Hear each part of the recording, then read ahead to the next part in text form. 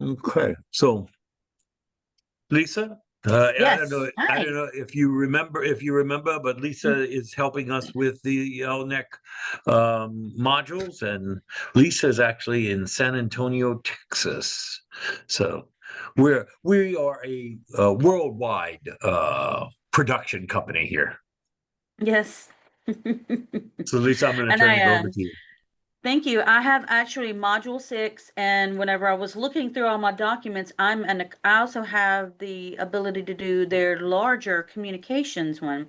So when I couldn't find I wasn't pulling that one up, I actually went through and got all of odds and ends from the other communication main module, which was very interesting because some of that to me actually hit more of what would be needed in for the corrections Thank because you. it's a train the trainer one. And some of the information was more broad and interesting. It was a very interesting read. So that may be something we may need to look at later. Okay. If you don't Uh, mind sending me any handouts from there, and yeah. I will post them.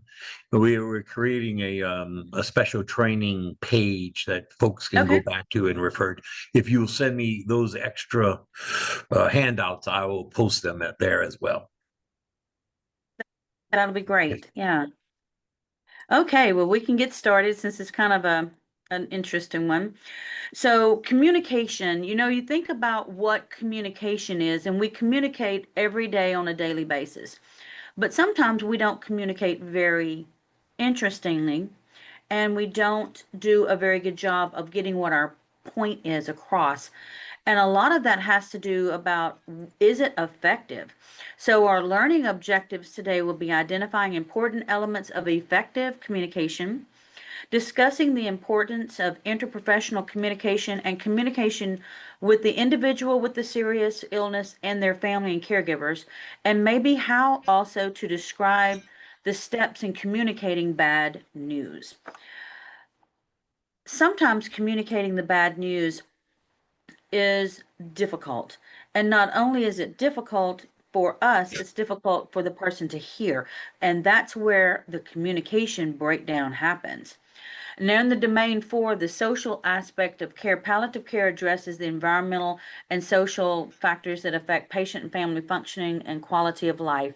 The palliative care interdisciplinary team partners with the family and the patient to identify and support their strengths and also to address any needs, areas of need.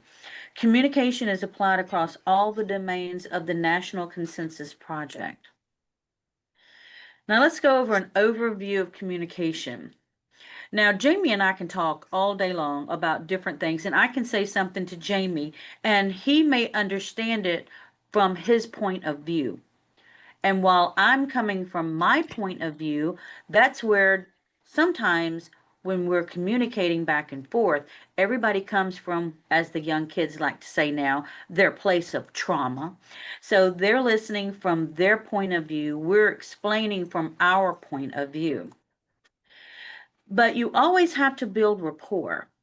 And in the South, especially, we're very much on the ball about going, well, so who's your mom and them? Who you know? What's going on? We're going to figure out who you kin to and who you're going to talk to and who you know because we're trying to get on what? Common ground. So building rapport is actually building the base of where you're going and what you're trying to get across. Being honest is extremely important. You want to make sure that you're honest. I have had many families tell me, I don't want mama knowing that she's on hospice. Don't use the D word in this house. We're not going to go to the death conversation. And when I get in there in front of mama, she's like, don't tell my kids I'm dying. I know that I'm dying. But I don't want them upset. And so, as the nurse or in the chaplain, the social worker, you're sitting there between the rock and the hard place because you're sitting there and you know you need to be honest. And I will tell them If she asks me, I'm going to be honest. I will not lie to a dying person, and I'm not going to sit here and lie to you either. So we're going to call a family meeting in, and I'll usually sit down with the kids first and say, you know, Mom asked me, and she told me she didn't want y'all knowing that she's dying because she loves you so much that she does not want you upset. And they're, oh, well, we didn't want her knowing. Who told her? Nobody had to tell her. The minute that she was in the hospital, they pretty much know that there's something else going on. And then you want to elicit the values and goals of what's going on with the communication and what their expectations are. Always keep the patient and the family informed every step of the way. You want to make sure that everybody's on the same page. You want to make sure that everybody knows what's going on, because people who don't know what's going on breed conspiracy. If you don't know what's going on, then all you can do is think of something that's going to possibly happen, and in your mind, you set a stage. Hospice is the choreographing of the entire end of someone's life. Now, if you're going to choreograph the end of someone's life or write the play, the very first thing that you want to do is write your dialogue down. So if you're keeping an open dialogue and you're communicating with the team and you're communicating with the family, you should have at least a decent dialogue and communication going on. Now you want to make sure that you take time to listen. And when you listen, you're going to listen to hear, not listen to respond. Because if you're listening to respond, you may miss what they're actually saying. You also want to make sure that you are providing a safe space. And in that safe space, you are pulling everything into an area so that the person feels comfortable enough to be able to tell you what's going on. Sorry, hold on. I've got to turn all my stuff off and also make sure that my nurses who are in the other room expecting me to feed them don't, the Uber driver does not take off with their food. Because we want them to be happy this week for Nurses Week. There we go. Oh, okay. I think that it all took care. Now, what is the responsibilities and opportunities in communicating with patients and families? Now, this LNEC is based for nurses and it was written for nurses. So we're going to move the name nurses out and we're going to use staff, because everybody has an opportunity and responsibilities when it comes down to communicating and putting a good dialogue out. So your staff are the key witnesses and the constants at not only the bedside, but in working with and communicating with the family and also with those working with the patients. Their eyes and their ears identify those who could benefit from hospice and also from palliative care. And you ask how much the patient and family want to know. You're initiating the family meetings, and you're also being aware that the illness can strengthen or weaken relationships. And I know if you've been working in hospice a little while, that death does not necessarily bring a family or caregivers together. A lot of times there are a lot of anger and animosity depending on what stage of the grieving and loss that they're in, and also how much money is involved at the end and what's going on in the family's life at that moment. You want to make sure that you base any communication that you have with children and young adults on the developmental age. But let's go one step further. You also want to base your communication with the other elderly people who may possibly have a dementia status going on, with also the developmental stage that they're in. Because you can take someone with advanced Alzheimer's and advanced dementias, and you can flip-flop them to the first 10 years of their life, and you can reverse it.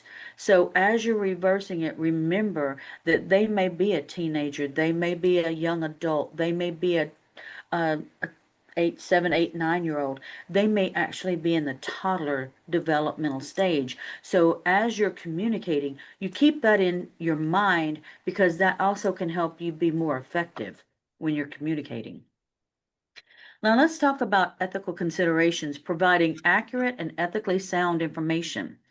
You're going to have the conversations about the plan of care. What goes in the plan of care? What are you dialoguing about? And how are you setting the stage?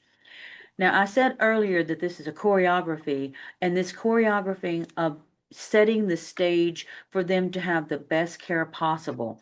And that is what your plan of care does. Your plan of care is making the backdrop. It's putting together the foundations of what you're going to be doing for that patient. And you're going to take care of the questions regarding if they're able to return and the other people are returning to a normal life. Nothing is ever returned to normal after you lose somebody. And so as they're putting together everything in their life, they're actually going back to what would be considered a new normal for them. Now, what about the prejudice among the providers regarding quality of life? Now, let's not look at the exact word prejudice because prejudice means their way of what they're coloring what their world looks like. What are they coloring outside the lines? How are they got rose-colored glasses on? What is actually happening? Maybe that the patient has decided to forego treatment. And now the family is very upset about this because they believe in their bargaining mindset that they can go beyond that and they can actually get treatment somewhere. And then you have the plans for comfort and palliative care. Palliative care for our parts right here is symptom management. A diabetic can be on palliative care. Palliative care is the house. Hospice is a room inside of palliative care. Now, what would be some barriers to communication? Maybe it'd be the fear of mortality. Are they afraid to die? Is the person themselves afraid to die, or are the people that are taking care of them, what are their background? Are they afraid to die? Are they afraid to be around death? Maybe it's a lack of experience in what's going on, not only with the caregiver, the patient doesn't have any experience of dying because this is their first time on this trip. And then you also have the staff. What about their lack of experience and when they're going in and they're working with them? This is when it's time to build the bridge of education and to make sure that you have that foundation going into it. Maybe they have an avoidance of emotion. They're just not able to express themselves. Maybe you're also looking at autism and the autism spectrums. So you have your different neurodivergent people who have a lack of the ability to have emotions. Some people just don't have that emotional capacity. What about emotional intelligence? Are they able to move through that part? Are they insensitive? Maybe they have a sense of guilt, and then you would have to look at the different stages of grieving and loss. Maybe they're stuck in that part where they feel that had they done more, they wouldn't be in hospice to begin with. Maybe if they were able to encompass what was going on. Then you also have the desire to maintain hope. And hope is not compatible with a lot of people with hospice, although it starts with HO. You're sitting there, hope and hospice doesn't seem to make the correlation, but it actually is. It's just a different type of hope. Maybe there's a fear of not knowing the answers to the questions from the people taking care of them. I don't know everything. Well, I'm here to tell you, I definitely do not know everything. And as you're going through the transmutation of going into the transitional stages between palliative care, hope, and that all the way into hospice, there's a lot of fear of not knowing the answers. And it's never a bad idea to tell somebody, hey, I don't know the answer, but I bet I know somebody who does, or I bet that I can go back and look up the answer to this and I can get back with you. And then you're looking at the family who all have WebMD or the Google out on their phones. And then you say, well, what did you find out? What does it say on there? Well, that's a really good idea, but that might not be the body that we need. because not every body, and this is your body, BODY, is going to react to the same thing the same way. Maybe there's a disagreement between the patient and their family of what decision's being made. And then you have to look at the stages of grieving and loss. Who's in denial? Who's in anger? Who's in bargaining? Is anybody depressed? And is anybody actually in the stage of acceptance? And then it's allowed to have them to disagree. You can't drag somebody through that, but that is actually a barrier to the communication. As you're telling somebody something, they can only respond in the stage of grief that they're going through. Maybe there's a lack of understanding the culture or the goals of care from the person taking care of them to the person themselves that is actively dying with their family. There's always a barrier to communication if you do not understand and have an open mind when it comes to culture and what's going on with them to be able to effectively communicate. What about the role relationship? Many cultures have one person that they have assigned to be the person in charge. That's the person that you're communicating with. Hopefully, they're in the home at the time. They might not be bedside, but understanding the roles and the relationships help that. Maybe there's personal grief issues that are going through not only the staff but also the people around them. We don't know exactly what their grief issues are. Grief does not necessarily mean that you're working with somebody who's actively dying. They may actually have lost a pet, they may have lost their home, they may be dealing with, as in the forms of going through grief inside of the corrections. They've lost their ability to have life on the outside. So, how much from the time that they were put in to the time that they're actively dying and the grief that goes into a life lost? I had the opportunity to listen to um, the Innocent. I went and attended the Innocence Network, and listening to the men and the women there, I sat in on the um, grief and communication there, with being able to listen to what they had to say about the years lost and going through their personal grief, and it was very eye-opening to be able to have the personal grief that goes into this. So it all has to be built in to the barriers to communication. Maybe you have ethical dilemmas, what's going on, understanding the ethical dilemmas that go in. Are you going to get more treatment? Are you not? What's going on? All of these are barriers to effective communication.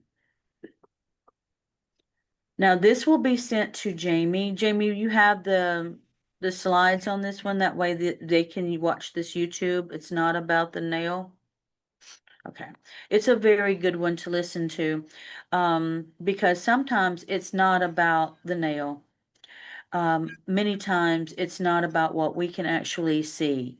It's about what we can't see. And sometimes they don't need you to fix it. They just need you to listen to what they're saying. That's when you have two ears to listen and one mouth to speak. So as you're going through it, it's maybe not asking you to fix anything. They just need to be able to vent. Now, it's a very good thing to remember the caregiver because the needs assessment requires the right questions. Maybe what else is going on? If you walk in and you're talking to somebody and they're angry, and you can't figure out what's going on because you know it's not you anything about you. Maybe that morning when the caregiver came in, they had an issue. Maybe they couldn't get their food. Maybe they were late to breakfast and breakfast was no longer being served. Maybe they're very hungry. Maybe they have something else that's going on. Maybe their bunkmate had an issue with them. Maybe there's something going on with the staff. What was it like today? What was it like at your house? Is the care you are providing interfering with your work? Maybe there's a work issue that's going on. Maybe there's a lot of financial needs going on, not only with the patient and family, maybe they're worried, but what about the staff member that's coming in? And that would be your staff that's already assigned to you. Maybe there's a lot of things going on at their home that is affecting the way that they're able to work and see somebody in an open mind. Maybe the insurance is going on. Maybe that's person when they pass away. What is the interdynamics? What's going on with the people that are outside the corrections? Are they able to wrap their head around what's going on? Maybe the right question is, what's the most important and meaningful thing to you? What's going on with you? What can we do to be able to listen as we're choreographing the end of life? Are you asking what's important and meaningful? What are your fears and your worries? What is going on? What do you hope for your family and your friends? What can be done whenever you are passing? What would you want your legacy to for them to be like? What kind of needs do you have? What's going on?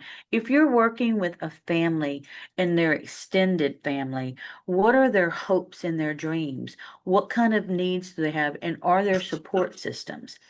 If they have a partner, what kind of support system are you offering for them? And what kind of needs are they going to have when it comes down to loneliness and companionship? Maybe it's their best friend. So, what do you have for your hopes and your dreams? Verbal and nonverbal communication includes not only your body language and eye contact and gestures, but also your tone of voice. Now, I talk with my hands, and I might do this, and I might do this. And I took a class thing that told me that when I'm doing this, I'm lying. Now, I don't necessarily do that, but I do talk with my hands, and I might do like this, and I might do like this. And so if you touch your hand in your face, and I'm like, oh no, I'm giving off all kinds of bad vibes. So take some of the the body language things with a grain of salt when depending on the culture of the person that you're talking to, because a lot of different cultures use all kinds of things. We talk with our hands, and some people sit on their hands, and some people have their hands straight down. It depends on the person. So sometimes, if you've done one of the nonverbal communication skills, you might want to take that with a grain of salt, especially if it's not regional. 80% of your communication is nonverbal, but sometimes, whenever you're working with different people, remember their culture, remember their background, and remember what's going on with them, because sometimes eye contact and gestures and tone of voice. I'm going to tell a real brief little story. Several years back, actually, it's been more than Jamie, whenever we went to India, we were given a long list of what not to do when we go to The tip India. team. Yeah, with Tippy. And so she gave us a nice long list of things we weren't supposed to do.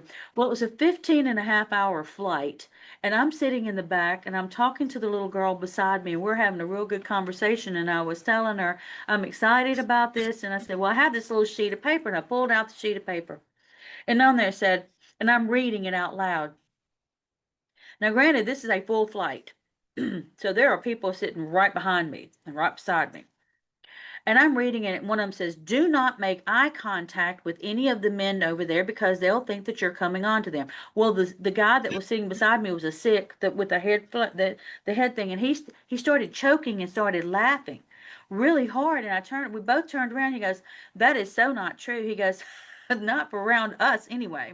He said, because if you're talking to somebody, looking down could possibly be, in some areas you want to look down, but with some people, if you're trying to make a point, you want to look at them. He goes, it doesn't matter if you're male or female. So we got a good laugh out of that one. I still remembered to make sure that I averted my eyes on different places, but it was an interesting concept because he lived there. And so talking to that, so eye contact and gestures and tone of voice when you're talking to somebody, remember your background, but always ask a question. Am I offending you by looking at you? I talk with my hands. So I'll tell people I talk with my hands. So please don't take offense. This is also a very good one about deep listening. And Jamie, I will send this you if you have this one, this is a good one for them to watch off to the side. Oop, ruh-roh. Oh no. What did I do? Oh, well, we might be able to listen. It's 3 minutes.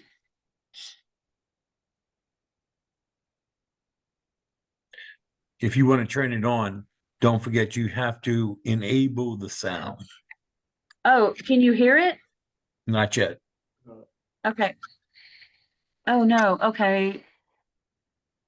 You have to go to more and then Oh, okay. enable I'm the not sound. sure. Yeah. Okay. Let me see if I can go out of that and go to, okay, there we go. So we'll send that to y'all. That way you can watch it because I'm not exactly sure how to do that on there. I know we have a time and we don't have a time on this one. So cultural considerations. Culture influences human behavior. The hierarchy of structure and making sure that we have humility and sensitivity. Because when you're talking with somebody, making sure, just like I said with the little guy that was a sick, he thought it was quite humorous about my concept of how to work around and be around them.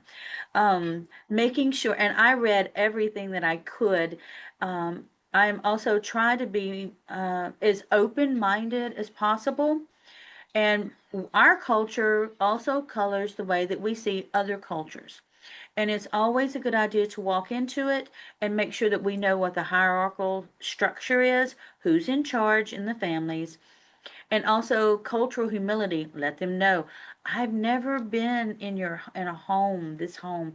I actually had the opportunity, being here, I'm around the Spanish community much more than I was in New Orleans. Out in the New Orleans area, we have the Asian population, which there's an Asian population here.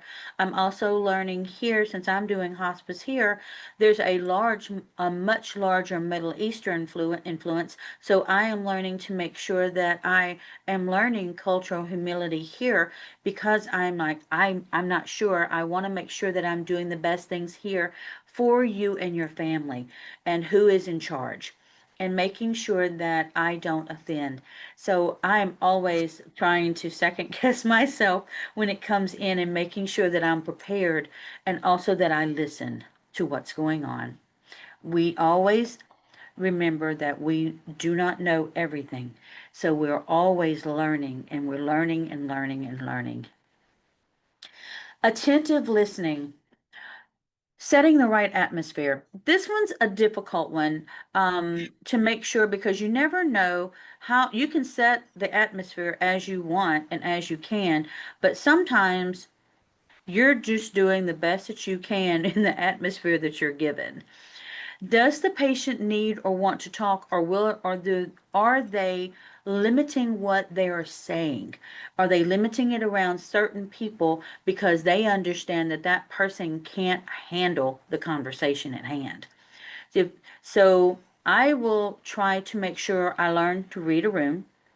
And as you're learning to read a room, does the patient need or want to talk, or are they limiting what they say depending on the people that are in the room? Are you encouraging them to talk by using open-ended questions? Or are you shutting them down by using closed-end questions? For example, how are you feeling today? Versus, you look like you're feeling wonderful today. That shuts you down because then they're expected that they look good, then there's nothing for them to complain about or tell you about. So instead of open-ended, you've done a ended conversation. By encouraging them to talk, you can listen. Then you need to learn how to what? Be silent. If you are silent and you are present in the moment, then you're able to listen to what they're telling you, and telling the people around them rather than listening to respond. Maybe learning to share your feelings. Now, I don't mean gutting. I've had to talk with staff about gutting because there's a lot of things they don't need to tell the families, but maybe sharing something similar with the family and the patient. I've been asked, how You've seen somebody with pancreatic cancer. What's going to happen? Well, those people had this happen. You have these other diagnoses going on, so we're going to make sure that we do the best that we can. Every body is different. In order to avoid misunderstandings, you have to avoid misunderstandings, and that sometimes just does not happen, depending on who is answering what's going on. Because just like you're learning to have open-ended questions and open-ended conversations, and that you're learning to listen without responding, the person that you're talking to is also listening to respond. So sometimes that's where communication and miscommunication and misunderstandings happen. When the going gets tough, don't change the subject just because it's uncomfortable for you.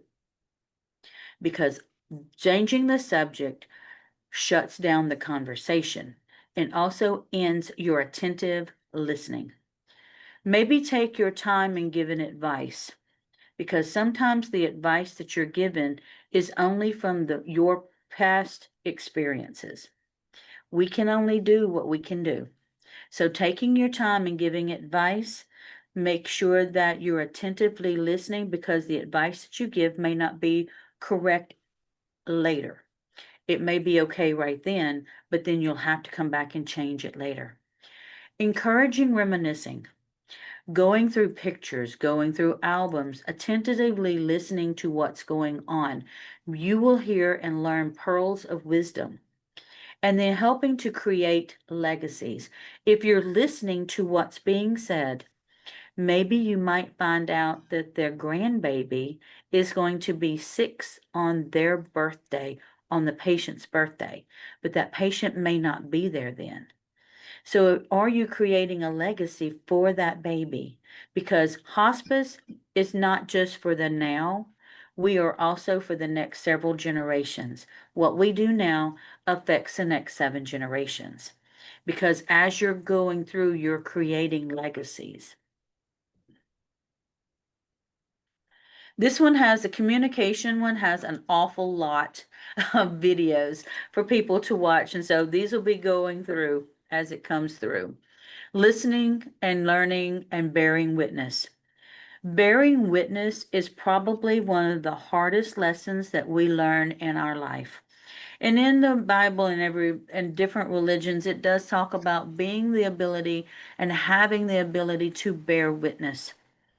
Bearing witness means that you're standing there listening and being supportive, but you can't do everything. And sometimes you have to bear the witness. And it's extremely hard to learn. Now, doing some listening exercises.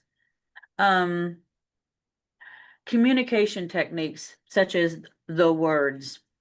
What kind of words are you saying? Communication techniques and existing examples in palliative care, such as building trust. Well, what is trust? Do they trust you? Do you trust them? Maybe you're being given the warning shot, and this is actually breaking the bad news to people. Maybe you have been tasked with telling the family that and the patient that they're going on hospice. I worked as an oncology nurse first, and I would go into the rooms with the doctors to tell the people, number one, they knew something was wrong because they'd gone into surgery and they in med surge, and when they woke up, they're on the oncology floor. And they know that they're on the oncology floor because everybody's badge says they're on the oncology floor. But maybe they haven't been given the actual warning shot. And we would go in with them and I'd say, I regret I have some difficult news to share with you. And then that's when the Charlie Brown effect takes place. And I like to call it the Charlie Brown effect because here's what they hear after that. Wah, wah, wah, wah, wah. Wah, wah, wah, wah, wah, wah. They didn't hear anything other than I regret and cancer, or I regret and something else. Because after they got to that part, they couldn't hear but anything but the little teacher's voice and Charlie Brown going, womp, womp, womp, womp, womp. So acknowledging the emotions, because I can see this is very upsetting to you, or I understand that this is going to be very difficult. I don't know how you feel. I'm not going to pretend that I know how you feel. But I want to be here with you during this time frame. I see this as very upsetting. What can I do? Sometimes there's nothing. We're going to go back to that previous slide and say, sometimes there's nothing you can do. They just need to listen. They need you to listen. So you need to learn to listen. Legitimizing the normalcy of the reaction. Well, anybody receiving this news would be upset. How many of you have gone through something very difficult and the person coming to deliver the news stuck their foot in their mouth and all the way down into their stomach? And it just kept going because they were trying their best to dig themselves out of the hole that they had put themselves in. Because they are trying their best to tell you that they understand, but they are trying and it just gets worse. It just gets worse. That's when you have to learn how to give grace. But in a moment when you're talking to a family member or you're talking to the patient and you're trying to break some bad news to them, sometimes you just have to go in. Some people say just rip the band-aid off. Well, some people don't do well with just ripping a band-aid off. I would walk in with the doctor and I would see them shut down. And the minute I would go back in that room, they said, I don't understand what the doctor was saying. He was talking over my head. And then you look around the room and you realize that there's 5 people in that room. And they've all been able to hear what they could according to the 5 stages of grieving and loss. You have the one person that's sitting there angry at the patient and the doctor because they think that the person should have stopped smoking earlier, but they got lung cancer now, and now they're mad because they should have stopped smoking. Everybody told them to quit smoking, and why didn't the doctor find this out? They've been back to the doctor 10 different times over the last 3 months, and we knew something was wrong. Maybe if this had been caught earlier. Then you have the person that's crying in the corner because they should have taken them to the doctor earlier when they first heard about it, but now they're depressed and they're crying. Then you have the one who's denial. They're going to go downstairs and smoke a cigarette because they can't handle what's going on. So it's better for them to ignore the situation. Then you got the person who's over on the phone calling around to another hospital or anywhere else to get them into a different room. They're going to find somebody that can do something because they're not going to take this. They're not going to go on hospice. That's not what's going to happen here. So what worries them the most? What emotion are you looking at? Empathy. I cannot imagine how overwhelming this is. And allowing them to tell you what's going on. They may not be able to tell you what's going on because it's a shock. And they're in shock, and they're going to have to go through the shock and the stages of grief. Because grief is not just hurling that you're dying. Grief is the realization that you've lost something. Strengths in coping. Where do you find your strength? What do you find on strength? A long time ago, I came up with I don't pray for strength anymore because strength is only tested by what? It's tested by giving you more and more. You're able to test strength by adding weight. And the more weight that you add is the stronger that you are assuming or showing that you are. So as you're piling things on, I no longer ask for strength. I ask for a way around whatever it is. Can you help me out here? So using silence, but also learning what strength means to the people that you're talking to. Is it that where do you find your spirituality? Where do you find, how have you gone through something similar? How did you go through that? So, depending on the person that you're talking to, find out whether they use the word strength or not. Or how do you remain calm in the face of a storm or what's going on? Finding different ways in their coping mechanism helps you, number one, to build trust. Did you do a warning shot? How did they feel about that? And legitimizing the normalcy of the reaction. That one's a harder one too, because you also have to learn to bear witness. Check that your message has been heard. What have we not talked about today that's important to you?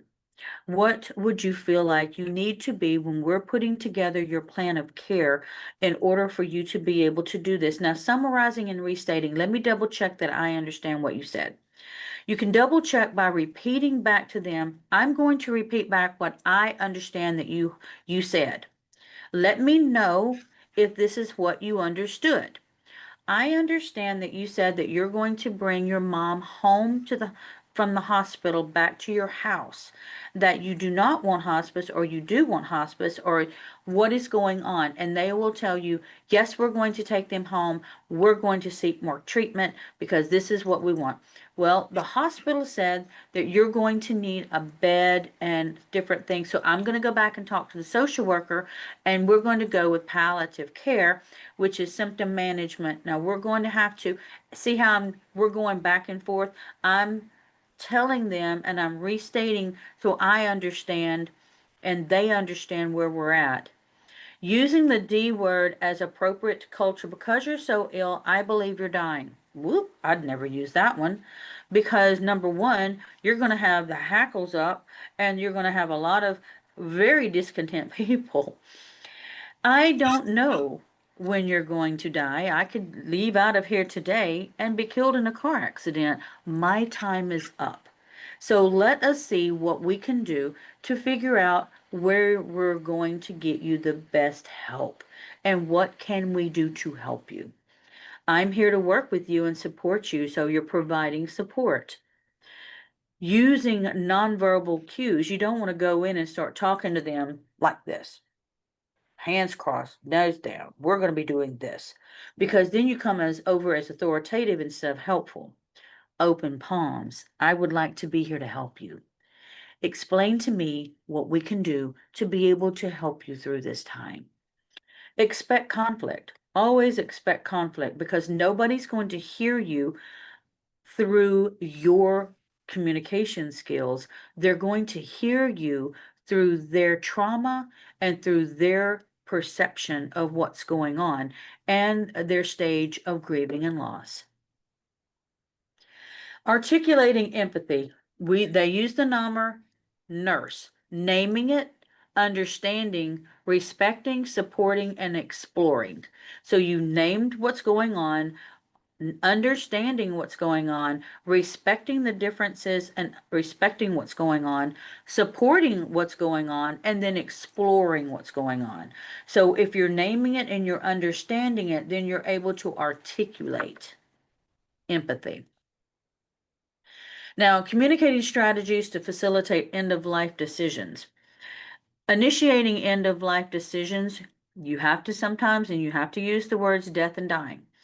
If you're outside of the corrections area and you're working with general pop outside the corrections, then we are mandated to make sure that the patient and their family understands that they are dying, that hospice is for the dying, and that they're on hospice. Because you always want to make sure that there are no surprises. So you want to make sure that they know that they're on hospice services.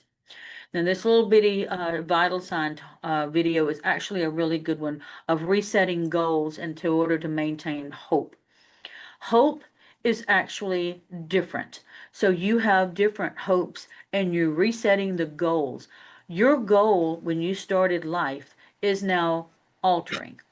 Every major component of where your stages were in your life that got you to where you are right now, you have different stages, and every goal changes because the goals you started out with didn't always stay where you are.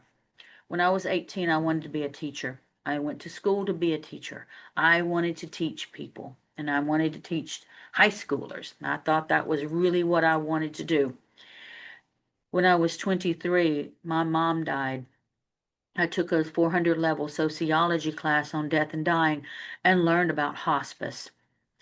And I became a volunteer in hospice. And then I got out of education and started all over and went to nursing school. And I've spent the majority of my time, but the goals that I had set for myself for my life flipped. It changed.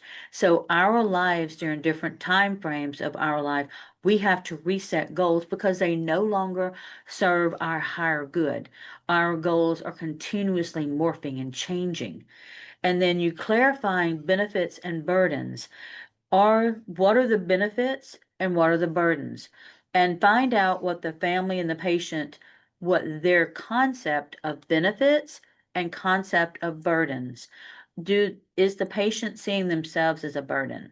Is the family themselves seeing the whole concept as a burden? How are they working with this mentally? I wish, I wonder, and I worry.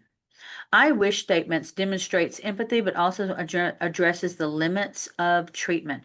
Well, I wish that I could get more treatment for my cancer, but I can't because they told us that it's no longer working. Well, I wish that you will see your daughter graduate from college. I worry our treatments are not working and that my time is shorter than I'd hoped. Well, I wonder if there are other ways it can be present and show your love to her on your graduation, on her graduation.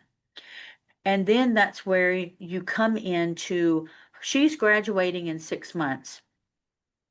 Let's see if we can put together a graduation program earlier. Ask the teachers.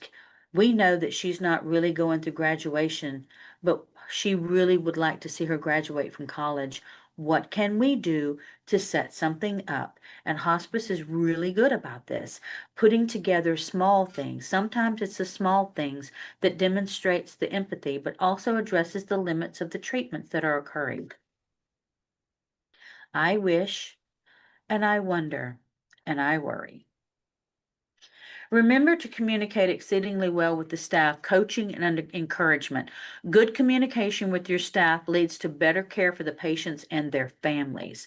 So coaching is not rah, rah, ree, ree out on the side. So what we have is coaching and communication. You want to coach the staff and be an encouragement to them. Now, Section 3 works with the interprofessional team and family members. What are the barriers to discussing prognosis and goals of care? Lack of time, unrealistic expectations about the prognosis from colleagues. Sometimes the oncologist is sitting there going, we have more treatments. The heart doctor is sitting there going, yeah, but your treatments have just knocked out their heart, so your treatments aren't going to work much longer if their heart's not working.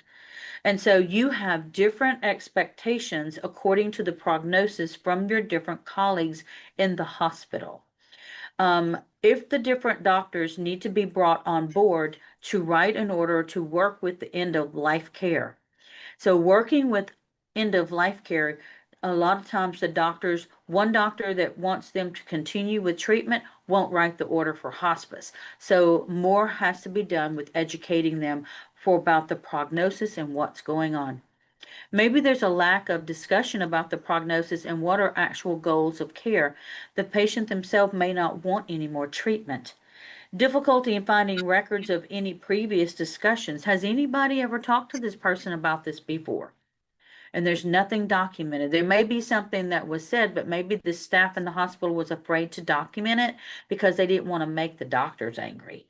Well, you didn't have an order from me to talk to them about that. Yeah, well, the family asked me about it, and so I'm standing here, and they're asking me if there's any options because their cousin works for a hospice program down the street, and they said they could come by and talk to him if they needed an order. Well, you don't really need an order to talk to somebody about end of life care for certain things, but you want the doctors and you want the staff on board. Frequently, you have handoffs. Well, I'm not going to do anything. If you want to go that route, you're not going to have me as a doctor. Or I'm not going to be able to do anything with that right now because I don't have the time to go and work with this right now. I don't have the time. So if you want to do that, you're going to have to take care of that all by yourself. That's one of the barriers. That's a big barrier to discussing the prognosis and finding out what the goal of care is for the families and for the patient themselves. Maybe the doctor just doesn't have the time. Oop, boop, ruh-roh.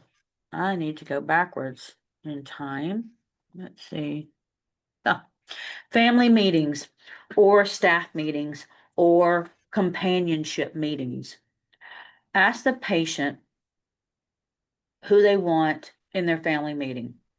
I find that it's easier in the family meetings, number one, to have the patient there, but you might want to sit down with the patient, ask them who would they like to be involved? Who do they want involved in their end of life care decisions? Is it family members? Maybe it's also their companions. Who is their friends? Are they the ones who are taking care of them? Finding out who the patient wants in the family meetings is kind of important because they're the one, it's their life and it's what's going on.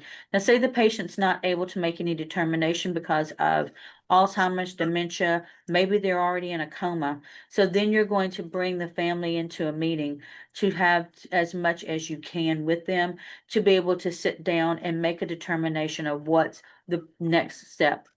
Appropriate clinicians, maybe it's best to include the primary care people that's in there with them. In corrections, you're going to have the physician, you're going to have the nursing staff, and you have the, if your corrections has the volunteers, who's working with them in that group. You're going to have the patient themselves and also maybe their companionship. Who is their person? Who's the person helping them to chat with and talk to them about what's going on? Find out from their family if they have family.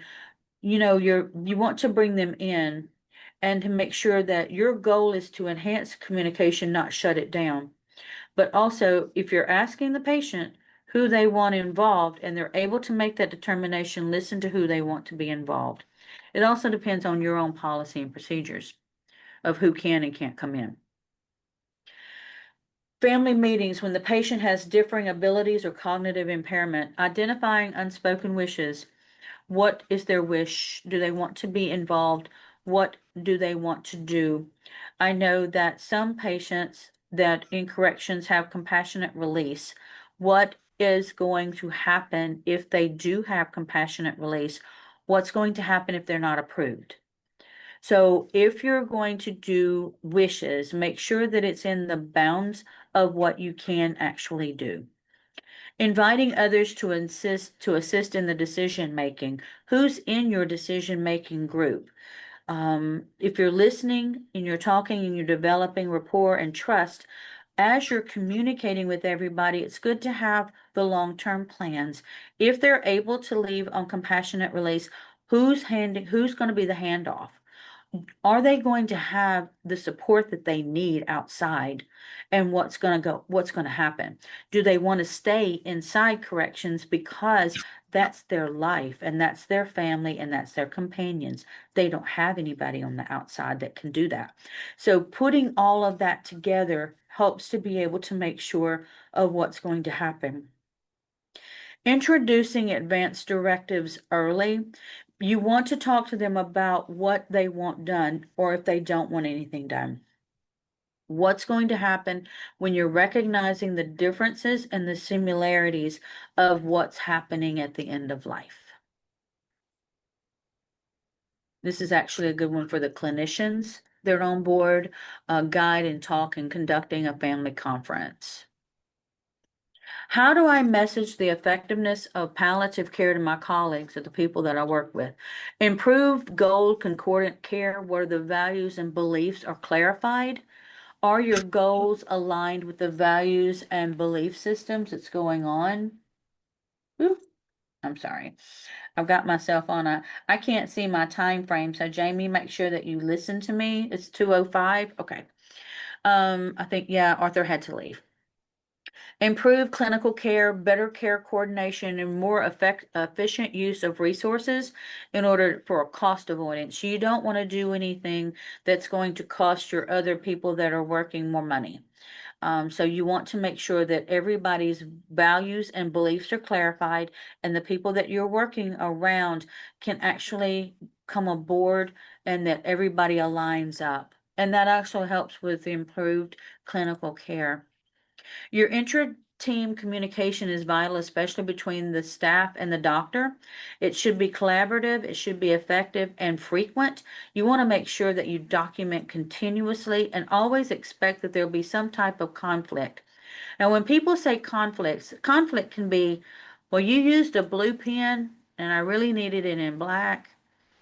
A small, teeny weeny conflict. We're not talking about an all out war. So expect some small pushback and some small conflicts. And everything is always a lesson. It's maybe not always a blessing, a blessing or a lesson, but it's a learning opportunity. So everybody's don't have a chip up here so that you can actually say open ended and make sure that you maintain complete communication. When you have a team of more than one, always expect that there's going to be some conflict or some pushback. Pay attention to what's actually being said and what is actually the conflict. Find a non-judgmental starting point and then listen. Identify what the conflict may be. Brainstorm options, looking for options. Not all conflicts can be resolved. You may have a physician who wants to continue to treat. Usually it's the dialysis doctor if they're on dialysis. And many times amongst the hospice, we have a ongoing laughing thing that the doctors themselves will treat them until they are in the grave. Certain doctors do that because they will be sitting there giving them dialysis or giving them chemo on their deathbed, and also once they have gotten in the casket. Um, so those are the ones that they continue to have hope because that's how mindseted that they are on making sure that they do their job because they take it as a personal affront.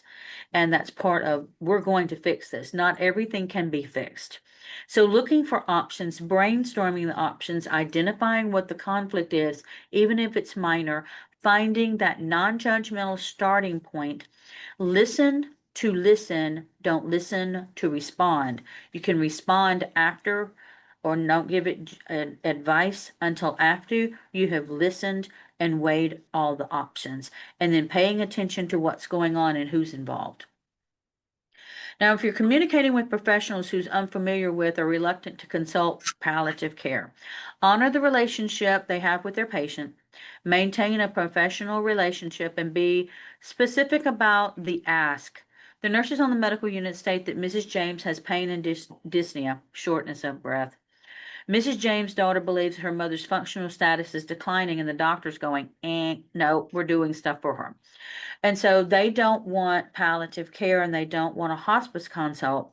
But palliative care can work to support the work of the providers in order to make sure that the person has pain medicine on board and they have medicines to help them with shortness of breath. The daughter wants somebody brought in that's hospice. And so as they're working with that, make sure that you work with them. Hey, the daughter's asking for hospice services for this patient. I know that, that's not what your goal of treatment is, but can she get some options for later? So you can always put it into a different mindset and listen to what the doctor and the staff are saying. Now, overall communication's complex. The ultimate objective is to advocate for the patient's wishes and also the family. Patients and their families have got to be involved with communication. The staff is there to promote communication among the team members, the patient and their families, and also the providers. So all those coming together are the way to promote all the communication and what's going on. Okay, so right now that was model 6. It gets a little bit shorter whenever you're not watching all of the different videos, but we're going to send them to you so you get to watch them. So right now we're going to open it up for questions. Any questions? Lisa, a couple of things that you talked about. One was the whole point of building trust and saying, being willing to say, well, I don't have the answer to that. but let me try to find it and I will get back to you. If anybody on the team, tell somebody, I'm going to try to find it, I'm going to get back to you, make sure that you get back to them. Yes, You may not have the answer they want, you may not have all the answer that you want, but the fact that you addressed that I told you I would come back to you with this, and the fact that you do that, yes, that is key to building that trust. absolutely. Mhm. Absolutely. Follow up is that's part of it. You have to do follow up. If you tell somebody that you're going to do something, then make sure that you do your follow up, because the minute you don't, they're going to tell everybody around you, well, I asked them to do this and they told me they were going to get back to me, but they never did. So Right. you have put that one little nail right there. And so they can't trust you, and your rapport is now broken and you're starting from zero. There's a long thing that said it's very easy to get a reputation. If you have a good reputation, then you've cultivated a reputation, but it only takes one thing to ruin your reputation. And reputation is what you have, and that's trust. So once you have a trust reputation, you want to make sure that you follow up, and you're correct. It may not be what they think, and it may not be what they want to hear, but at least you've done your due diligence and you've done your follow up. You're absolutely 100% correct. Yes. The other thing that came to mind when you were talking about empathy and and maybe something that they are not especially comfortable with talking about it at that point, leave that door open. You know, tell them, okay, we can come back and we can talk about this at another time.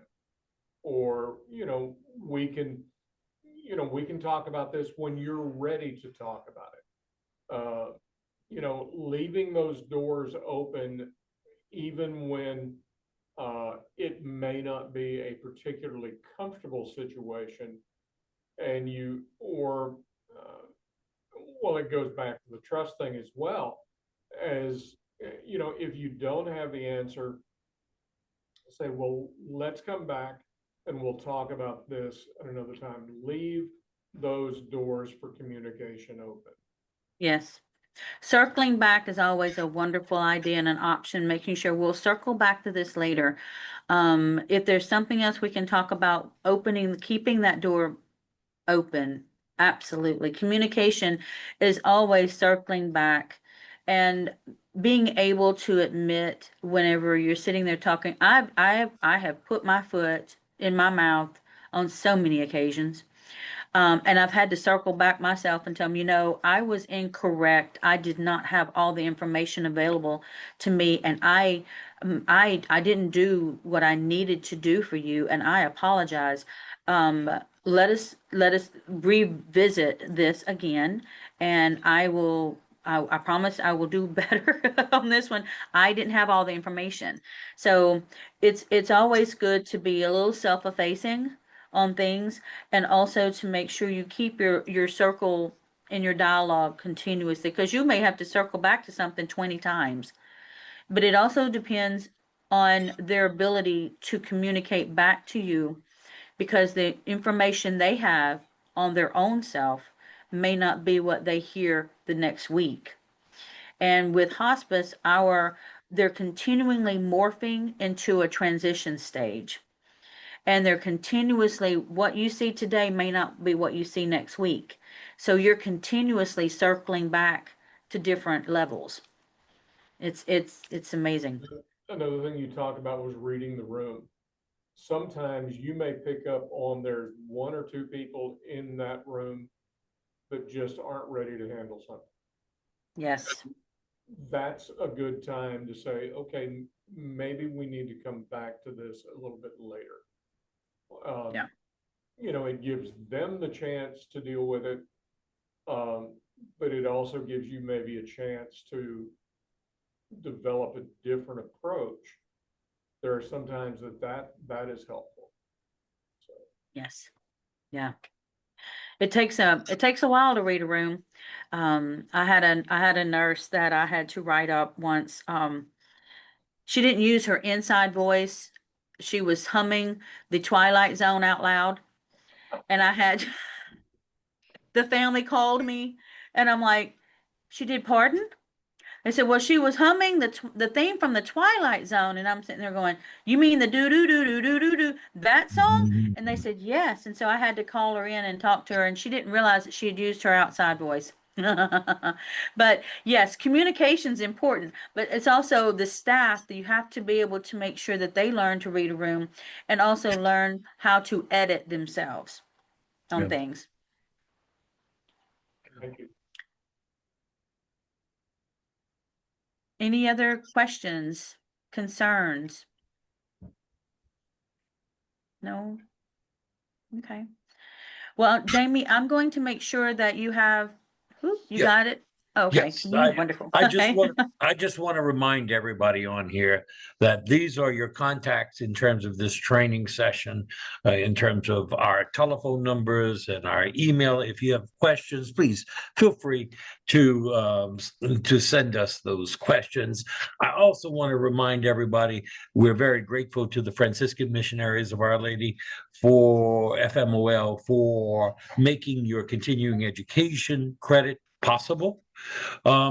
You have now a profile inside of LMHPCO. You're all members of LMHPCO. Your username is your email address, and your temporary password is PASS 1234 exclamation point. You have to do that in order to register, in order to collect your continuing education credit, and certificates will be kept in your profile so that you can go in there and print up your certificates whenever you need them for your professional accreditation. We are building a one website that you have access to. You only have access to. You just simply go to the professional resources and then under corrections, and then you're going to see this little drop-down box over here that's going to give you the option for training materials. And then once you get there, you will find all of the videos that we've been doing, each one of these sessions, all of the handouts, and all of the other material that might be of interest to folks inside of correctional facilities who are doing hospice. We'll keep posting stuff in there. So it's constantly, each week it's building. I want to remind everybody that we have 3 more sessions to go, 2 more LNEC sessions. Um, the next one does begin at 1 o'clock, not 1:30, because it is an extra long, it's an hour and a half rather than a 90-minute rather than a 60-minute session. It's on grief, loss, and bereavement.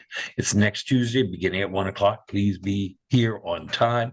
And then we'll be doing final hours, and then we'll be looking at the state minimum standards to ensure that what's happening inside of corrections is meeting community standards on the outside, so that, so that hospice inside of corrections cannot, or palliative care inside of corrections cannot be accused of not being equal to what's being done in the community. And to make sure you receive your continuing education credit, you have to go.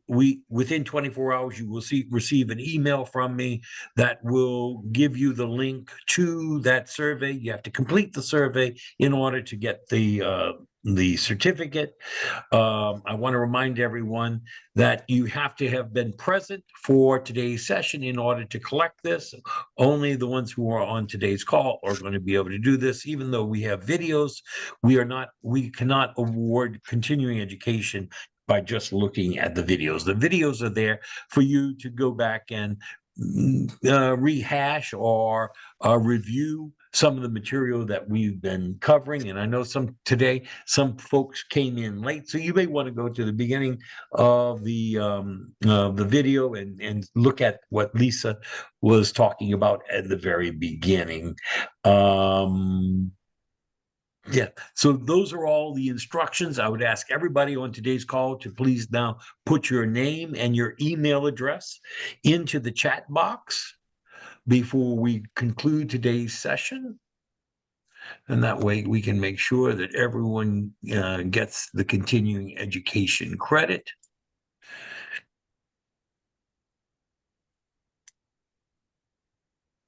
So just go into the chat box, type in your name and your email address.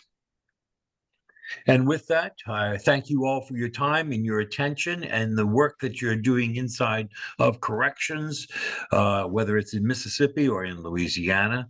We are also, folks in Mississippi will be visiting the Angola Hospice on June 12th, correct, Don?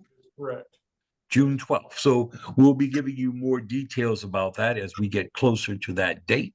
But okay, so if everyone's completed, thank you all for your attention. We'll see Thank you you. next week, 1 o'clock. Exactly. Thank you, Lisa. Take care, everyone. Thank you. Bye-bye. All right. Bye-bye.